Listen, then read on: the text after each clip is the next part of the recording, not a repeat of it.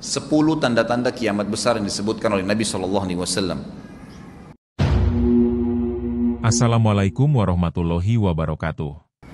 Kata beliau, amblasnya bumi di belahan timur yang pertama, terjadi gempa besar. Sebagian ulama hadis mengatakan bagian Asia, di mana Allahu alam. Tapi ini tanda-tanda kiamat besar akan terjadi nanti. Kemudian terjadi lagi longsor bumi di belahan barat. Sisi barat bumi kita tahu wilayah Afrika dan seterusnya. Kemudian amblasnya bumi di Jazirah Arab. Ini yang dimaksud dengan amblasnya bumi, artinya longsor yang besar, yang sulit lagi untuk ditimbun, udah nggak bisa ditimbun, nggak bisa diperbaikin. Kalau di situ ada kota, ada kampung, pasti hancur udah. 3 sekaligus terjadi longsor di 3 titik yang berbeda dan secara waktu atau dalam waktu yang bersamaan. Ini sudah selangsung 3 tanda-tanda kiamat. Jadi pada saat terjadi di timur itu tanda-tanda kiamat besar 1. Terjadi di barat, tanda-tanda kiamat besar 2. Terjadi di Jazirah Arab, tanda-tanda kiamat besar 3. Kemudian di dalam hadis ini disebutkan secara beracak. Nanti sebentar setelah saya terjemahkan hadis ini saya akan sebutkan urutannya. Lalu kata Nabi SAW, kabut yang menutupi bumi ini. Kemudian ada Dajjal. Jadi kabut itu dihitung dalam hadis ini yang keempat. Dajjal yang kelima. Kemudian yang keenam binatang melata. Nanti akan saya jelaskan juga apa yang dimaksud dengan binatang melata. Yang ketujuh keluarnya Ya'juj Ma'juj. Ini juga akan kita jelaskan nanti. Kemudian yang kedelapan matahari terbit dari tempat terbenamnya. Yang kesembilan keluarnya api dari perut kota Aden yang menghalau manusia. Sulit, manusia tidak bisa melalui Jazirah Arab. Kemudian yang ke-10 turunnya Isa putra Maryam. Turunnya Isa putra Maryam. Tentu saya katakan tadi hadis ini disebutkan dan disepakati oleh para ulama sifatnya teracak. Karena cukup banyak dalil-dalil yang lain yang mengurut kejadian ini. Urutan yang pertama dari 10 ini adalah keluarnya Dajjal. Ini urutan pertama. Dajjal, jemaah sekalian, adalah diambil dari kata-kata dajalah yang berarti kekacauan. Ciri-ciri Dajjal disebutkan dalam banyak hadis yang sahih adalah mata kanannya yang paling pertama rusak seperti anggur kering. Kata Nabi SAW dalam hadis sahih, ketahuilah Dajjal buta mata kanannya dan Tuhan kalian tidak buta, karena dia akan mengaku sebagai Tuhan. Kemudian dia orangnya memiliki kulit yang kehitam-hitaman serta memiliki dahi yang lebar. Setiap orang beriman bisa membaca di dahinya tertulis 3 huruf kafara. Semua orang yang ngerti tulisan Arab, tidak ngerti tulisan Arab akan bisa tahu dan baca itu kafara, kufur. Rambutnya keriting dan orangnya tinggi besar. Kata Nabi SAW, kalau kalian dengar Dajjal keluar di satu lokasi, maka menghindarlah. Walaupun kalian harus lari ke gunung, dia akan keluar membuat kerusakan selama 40 hari. Kata Nabi SAW, 40 hari itu sehari seperti setahun, sehari lagi yang kedua seperti sebulan, hari yang ketiga seperti sepekan, dan sisa harinya seperti hari kalian. Dia akan keliling muka bumi semuanya. Dan kata Nabi SAW, seluruh bumi ini akan dimasuki oleh Dajjal. Tidak tertinggal satu lorong, gang, jangankan kota atau desa, kecuali Dajjal akan masuk ke dalamnya, kecuali Madinah dan Mekah. Tidak bisa dimasuki oleh Dajjal. Kata Nabi SAW dalam hadis sahih, karena di setiap pintu gerbang Mekah dan Madinah malaikat menghenuskan pedangnya dan menghalau Dajjal sehingga Dajjal tidak bisa masuk. Pada saat dia tiba di Palestina, waktu yang bersamaan di kota Madinah berkecamuk.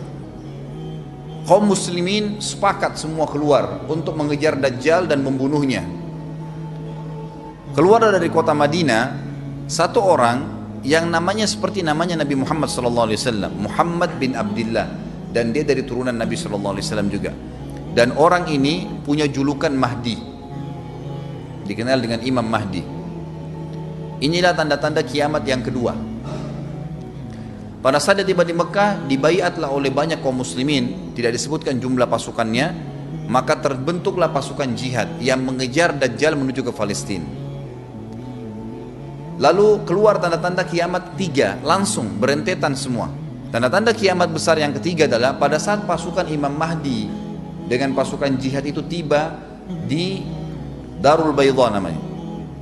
Hadis menyebutkan di menara itulah, di masjid itulah Imam Mahdi mampir sholat asar bersama pasukannya. Dikatakan Isa alaihissalam akan turun sambil memegang kedua sayapnya malaikat, dan dari rambutnya yang basah meneteskan air.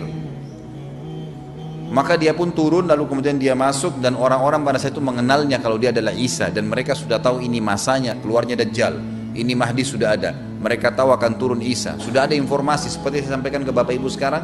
Itu muslimin di zaman itu sudah tahu semua. Sholatlah mereka, kemudian mereka menuju ke Palestina.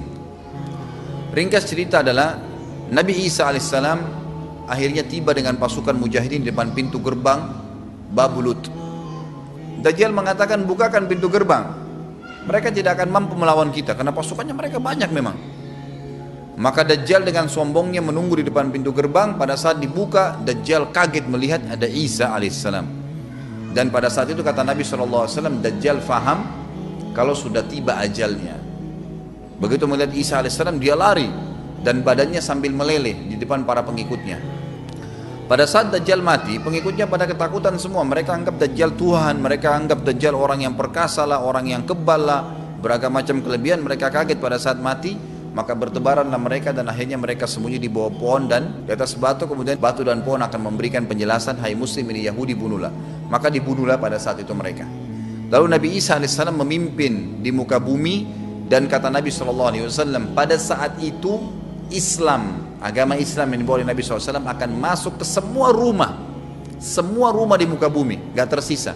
Satu dunia ini semuanya Islam. Hadis sahih. Maka Nabi Isa alaihissalam memimpin pada saat itu, disebutkan dalam hadis 40 tahun dengan ketenangan menerapkan hukum Islam. Semuanya beriman kepada Allah subhanahu wa ta'ala dan menjadi muslim. Setelah itu keluar tanda-tanda hari kiamat besar yang keempat, yaitu keluarnya Ya'juj dan Ma'juj. Nabi SAW sebutkan ciri-ciri mereka. Mata mereka sobekannya kecil sehingga mata mereka kelihatan seperti sipit, tapi bola matanya besar. Mereka memiliki rambut yang keriting, dan mereka memiliki poster yang umumnya seperti poster manusia. Ada hadis yang berbunyi mereka akan mendatangi sebuah sungai, kalau tidak salah namanya Sungai Tibria. Airnya banyak mengalir. Kata Nabi SAW, mereka semua minum air sungai itu, dan yang terakhir dari mereka datang sudah nggak dapat air. Artinya air sungainya habis diminum. Bayangin berapa banyak jumlahnya itu. Pada saat itu Nabi SAW mengatakan, Allah berfirman kepada Isa, berkata, wahai Isa, aku akan mengeluarkan hamba-hambaku yang tidak ada seorang pun dari kalian bisa mengalahkannya, termasuk Isa alaihissalam, nggak bisa mengalahkan. Maka selamatkanlah dirimu bersama dengan pengikut-pengikutmu ke Gunung Tur namanya. Jadi memang Ya'juj ini ciri khasnya, kata Nabi SAW, mereka memakan apa saja. Jadi bukan seperti manusia normalnya. Mereka membunuh semua yang bukan seperti mereka. Sampai-sampai kata Nabi SAW tidak ada yang bisa mengalahkan mereka, dan jumlah mereka sangat banyak. Salah seorang di antara mereka tahu dia akan mati kalau sudah punya 1000 anak. Kata Nabi SAW dalam hadis Bukhari, kecelakaanlah bagi orang-orang yang ada di Jazirah Arab. Kemungkinan besar makna ini adalah tempat mereka dekat dengan Jazirah Arab. Kata Nabi SAW, kecelakaan bagi orang-orang yang Jazirah Arab karena telah terbuka dari lubangnya Ya'juj Ma'juj sebesar ini. Udah kasih isyarat dengan jari ibu jari sama jari tengahnya. Artinya mereka sudah bisa melihat keluar. Pada saat mereka keluar, maka mereka akan mulai membuat kerusakan. Kata Nabi SAW di dalam hadis sahih riwayat Imam Bukhari, bahwasanya Ya'juj Ma'juj akan membunuh siapapun yang mereka temui. Bahkan pada saat mereka sudah merasa menguasai bumi, mereka melepaskan anak-anak panah mereka ke langit. Lalu Allah menurunkan anak-anak panah mereka sebagai fitnah dipenuhi dengan darah. Maka mereka berkata, kami telah membunuh semua yang ada di bumi dan semua yang ada di langit. Kata Nabi SAW, Allah lalu mengizinkan Isa untuk berdoa kepada Allah agar memusnahkan mereka.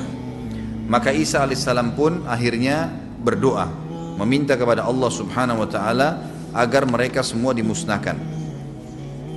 Maka pada saat itu pun Allah subhanahu wa ta'ala menurunkan kepada mereka hama.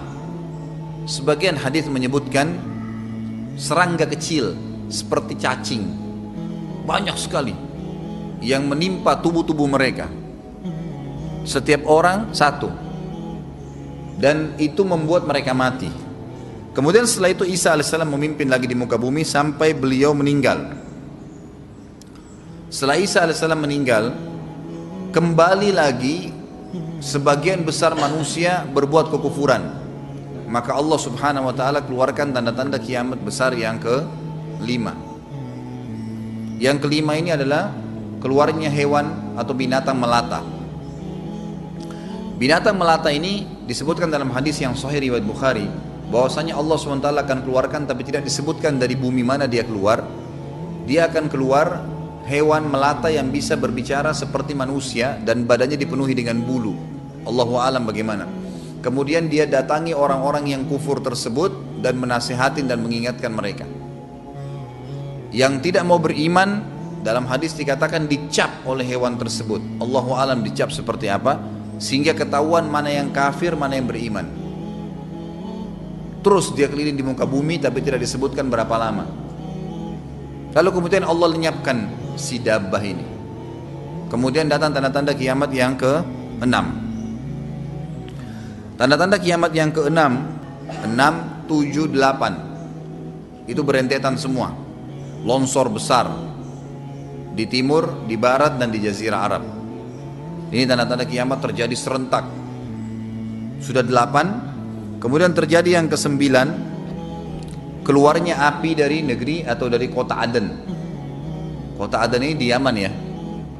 Tentu hadis menjelaskan tentang masalah api yang keluar ini, artinya api bukan main-main, ini bukan kebakaran sebuah masjid atau sebuah bangunan 10 tingkat.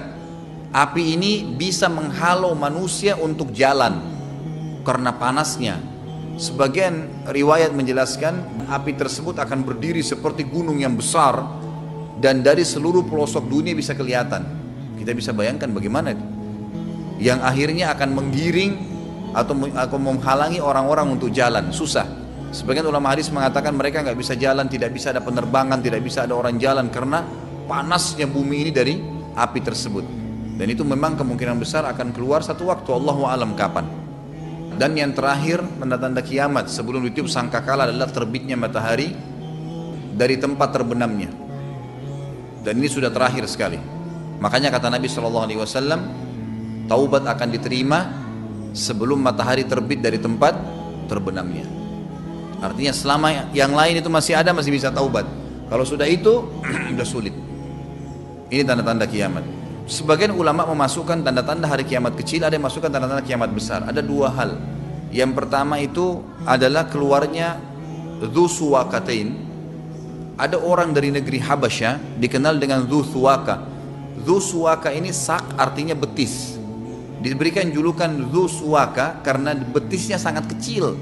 Orang ini Bapak Ibu sekalian, kata Nabi SAW, akan menghancurkan Ka'bah. Dan kata para ulama pada saat itu memang manusia sudah sunyi, nggak ada lagi yang datangin Ka'bah. Orang-orang sudah lalai gitu kan.